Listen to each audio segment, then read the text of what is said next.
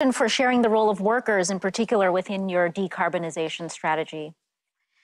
I would now like to recognize my good friend and colleague, the United States Secretary of Transportation, Pete Buttigieg. Thank you.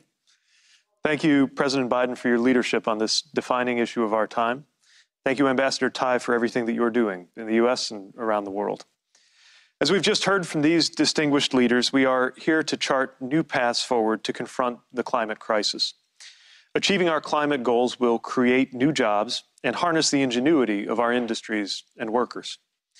In the U.S., the transportation sector is the biggest contributor to greenhouse gases, which means that this sector has the opportunity to be among the biggest parts of the solution to climate change.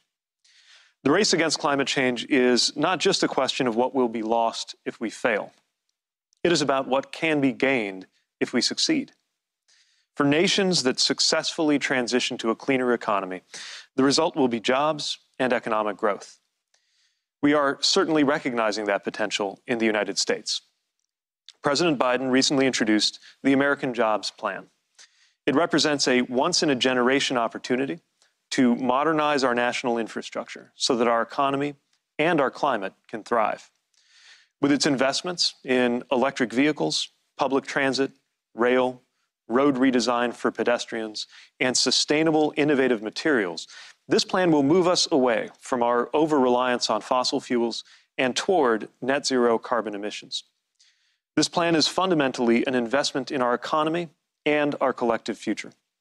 It will create millions of good jobs for the workers who will make our roads and bridges more resilient, lay new train lines, expand public transit, install electric vehicle chargers, and manufacture the vehicles that will depend on those chargers. And the majority of these new jobs will be available to workers without a degree.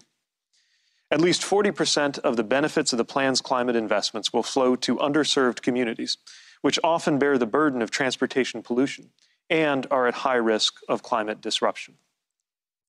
If our planetary warming exceeds 1.5 degrees Celsius, the impacts will be catastrophic for all of us. We still have an opportunity to prevent that if the depth of our commitment meets the urgency of this challenge before us. And that is why this gathering is so important. We are all in this together. Pursuing a net zero goal is not a zero-sum game.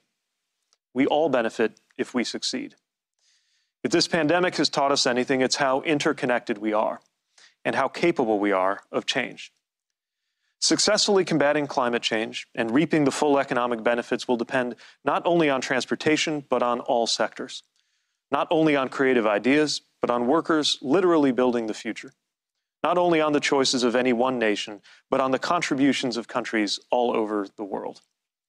I thank President Biden and the leaders here today for meeting this moment with the urgency and courage required. Let us continue to chart this path together to the benefit of the many peoples we serve and the one climate we all share. I'm now pleased to introduce National Climate Advisor Gina McCarthy, who is helping to coordinate the all-of-society approach that you will hear about in this roundtable. Advisor. Thank you for the introduction, Secretary Buttigieg, and for all of the work that you're doing.